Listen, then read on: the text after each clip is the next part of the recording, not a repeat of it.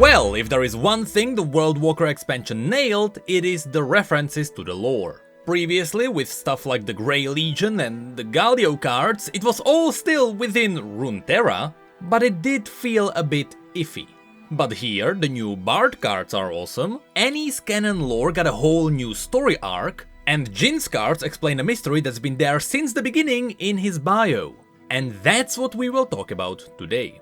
Now, out of all the champions in League of Legends, we have talked about Jhin quite a few times already, be it his base story or the color stories or even the comics. At this point, everyone knows what's the deal with him. When he was younger, he was a pretty fancy murderer. He was so successful he became an Ionian legend, and people nicknamed him the Golden Demon. After he got infamous, the ninjas deployed Master Kusho, who, together with Shen and Zed, tracked Jhin down, and they locked him in the Tula prison. And this is where the mystery began. We knew that some secret cabal freed Jhin so that he would be able to fight the Noxians, but we never learned who it was, and why really did they do it. So just to remind you, here is what his bio says after his imprisonment. Imprisoned in Tula, Jhin kept his secrets, revealing little of himself as many years went by. The monks guarding him noted that he was a bright student who excelled in many subjects, including smithing, poetry, and dance. Regardless, they could find nothing to cure him of his morbid fascinations. Meanwhile, outside the monastery's walls, Ionia fell into turmoil as the Noxian Empire invaded, and war evoked the tranquil nation's appetite for bloodshed. Jhin was freed from Tula sometime after the war with Noxus, possibly put to use by one of the many radical elements vying for power of the First Lands near the conflict's end. He now has access to the Kashuri Armory's new weapons, though how he came to possess such implements of destruction and what connection he has to Kashuri is still a mystery. Whoever his shadowy patrons might be, they have endowed Jhin with nearly unlimited funds and seem unconcerned by the growing scale of his performances.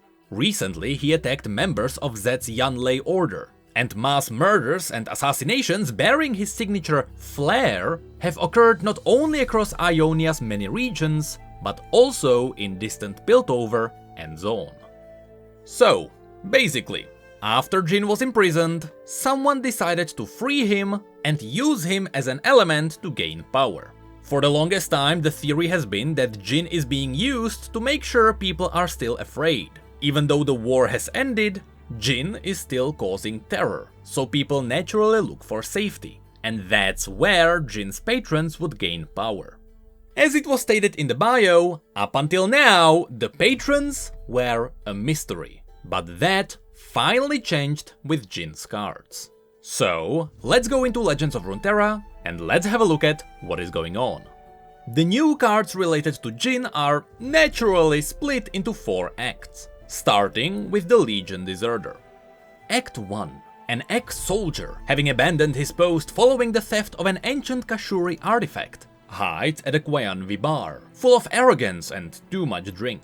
Little does he know, his stolen treasure whispers of all it sees to its true owner. His life pours away like so much wine, Noxian crimson on Ionian gold. So, here we see a Noxian soldier who deserted the war so that he could go out and steal an artifact from the Kashuri Armory. We can assume this artifact is the Mechanical Owl. And if you look into the background here, you can see Jhin spying on the soldier. So what is likely happening is that the Kashuri Armory realized that someone stole an artifact and Jhin was sent out to get it back. There may be another reference to this later on. The second part comes from Lord Broadmane. Act 2. A duplicitous lord with little to his name but a pilfered Kashuri gauntlet charms an audience of Ionians. However, his mask is crude and easily seen through. He begs for his life, claiming ignorance. The iron hand he sought to rule with lies empty. Here we can see that just like the deserter before, Lord Broadmane also stole something from the Kashuri Armory, this being the gauntlet. If you look into the background, you can see how on one side you can see the Noxian buildings, but on the other side it is confirmed that they are still in Ionia. This makes sense as this is all supposed to be happening somewhere around the Tula prison. Also, remember that figure in the background. She will be very important later on. And then there is also the connected card called Kashuri Gauntlet. This is the gauntlet the Lord stole. The description simply says, fine tools are wasted on the unsophisticated craftsman. Here I quickly want to mention one thing. Some people wonder if the previous teaser for the next champion that we got, with all the gooey scratches around, was caused by this gauntlet. Now, while it seems to match, it doesn't necessarily need to be the case, because the next champion is supposed to be a stranger living above Oyster Bill's shack. However, in the latest story with Twisted Fate and Graves, it was confirmed that that stranger is a lady, she has many arms, and she's holding some kind of a laughing jar. This all seems like random information right now, but remember this, we'll go back to that in just a second. Then there is also Captive Greyback. Act 3. A cruel keeper and her pet. The Greyback is innocent even in grisly purpose. The artifact it bears forces subservience. The keeper refuses to scream as she is fed to the pet. If only all Noxians were so noble in their demise. Once again, this seems to be yet another Noxian who is using a stolen artifact from the Kashuri Armory. And here we can see, this is some kind of a mind-controlling device. But in the card connected to this, we can see that either the artifact is not so powerful for such a massive beast, or the Kashuri Armory can remotely control it. Let that be a lesson. Subjugators live only until the first revolt. Some people also may be wondering if this is somehow related to the Void. Well, we don't really know the formulas the Kashuri Armory is using, but this looks more like some nature magic. It seems to be the roots of the flower that are digging into its brain. And then there is the stagehand. Act 4. A young priestess enters our story. Her tale is one of tragedy, conveyed on the pale lips of those she betrayed. Desperate to repent for her transgression, she carries in her arms a great burden, a gilded gift for the Noxians she welcomed to her land. We are left to wonder, was it sorrow or the bullet that broke her heart? This one is quite cruel. According to this, here we can see an Ionian who let Noxians invade her land at the beginning of the invasion. And because of her, a lot of Ionians have died. Just like what happened to Riven, this probably gave her a mental breakdown, and now she's trying to repent for her sins. It seems like the Kashuri Armory gave her a chance, and they allowed her to fight back the Noxians. In the connected card, you can see that she's planting down one of the mines. But then it is mentioned that either it was the sorrow or the bullet that broke her heart. Meaning that either the Noxians caught her and they shot her, or after she planted down the mine and she was of no use to them anymore, since she is still a betrayer, Jhin took care of her. So now we know how the stagehand died, we know how the subjugator died, but we still don't know about Lord Broadmane or the Legion Deserter. Well, that's what the gruesome theater shows us. In this one we have the artsy view of a minotaur and a man dying.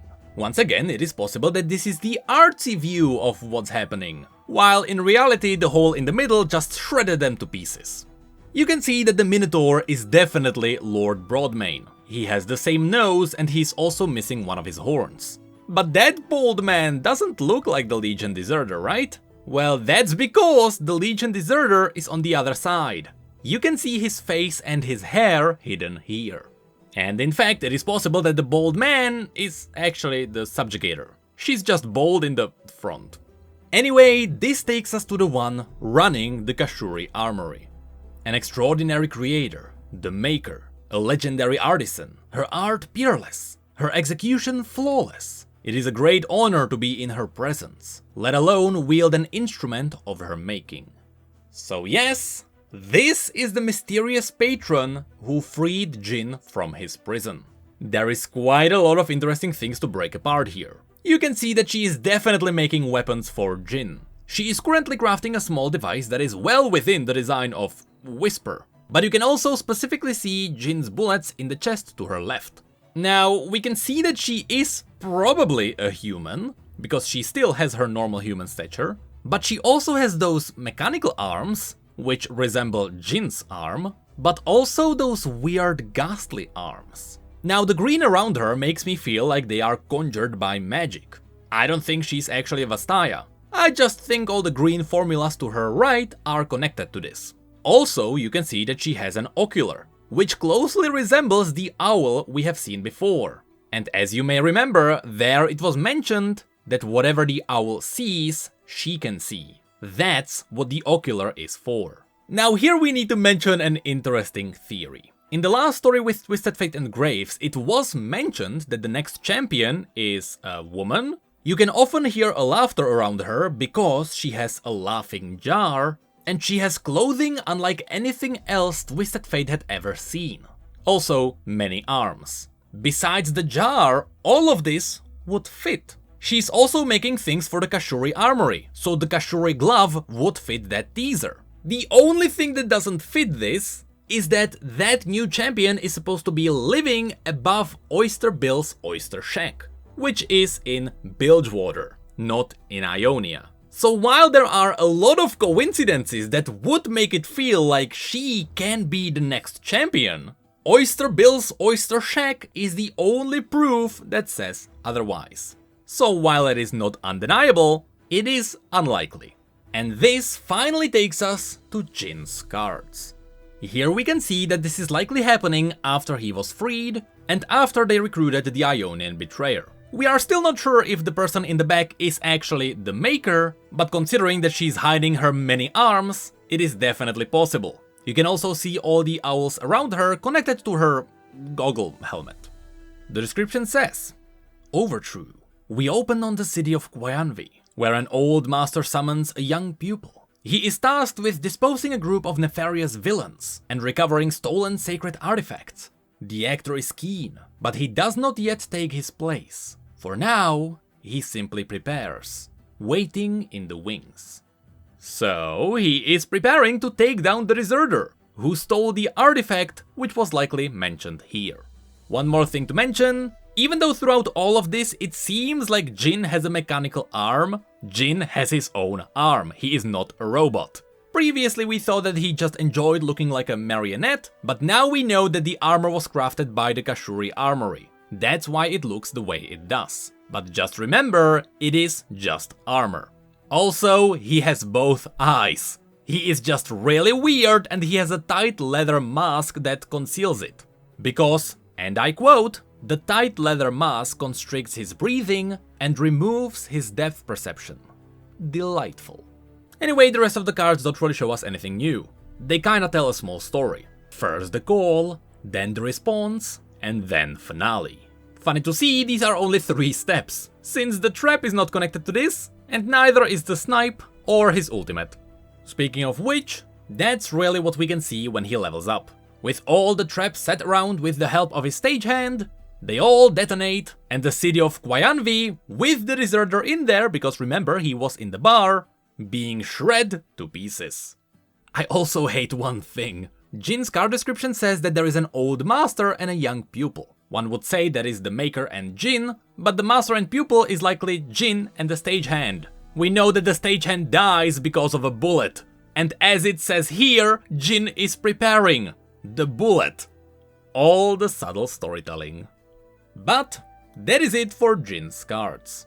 I really love how Riot didn't do anything crazy with these. Not like with Galio's followers. They basically took what was part of Jhin's bio and they just went more into the details. They didn't add anything new, they only explained what we knew was there. And that's what makes these cards so brilliant. You can't really question if these are canon. They were obviously written to reference the canon universe.